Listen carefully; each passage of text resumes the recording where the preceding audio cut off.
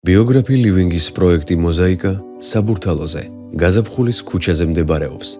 ცნობილია, რომ ენეოლითურ ხანაში საბურთალო ბრინჯაოს დამზადების ერთ-ერთი უძველესი კერა ყოფილა.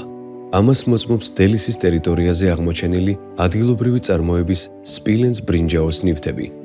დროსთან ერთად ამ ადგილმა ახალი ფუნქცია შეიძინა და სპორტული ასპარეზობის ველად იქცა.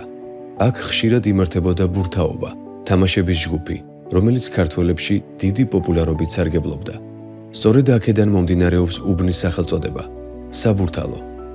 ეს უბანი თბილისს ოფიციალურად 1917 წელს შემოუერთდა. მისი ქალაქური განაშენიანება კი საბჭოთა პერიოდში დაიწყო. 1960-იანი წლებიდან არქიტექტურაში დამკვიდრდა მოზაიკის ტექნიკით შესრულებული ექსტერიერის და ინტერიერის მხატვრობა.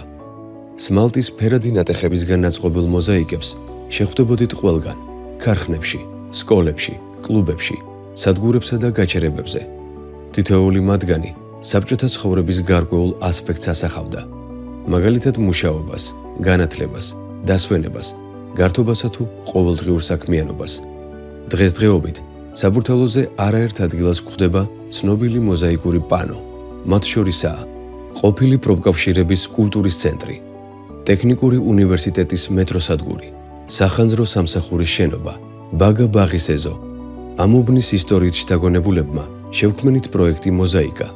მის ვიზუალურ იდენტობაში კი გავაცოცხლეთ შემდეგი ელემენტები: ფარშევანგი, სიმბოლო, რომელიც ახლანდელი გამოცდების ეროვნული ცენტრის შენობის მოზაიკაზე გვხვდება, მზის სიმბოლო თბილისის ერთ-ერთი მოზაიკიდან და საბაგირო, რომელიც ნუცუბიძის ქუჩას აკავშირებდა ლისის ტბასთან.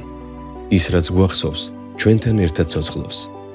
ბიოგრაფი ლივინგის თითოეული პროექტის კონცეფცია კავშირშია ადგილის იდენტობასთან.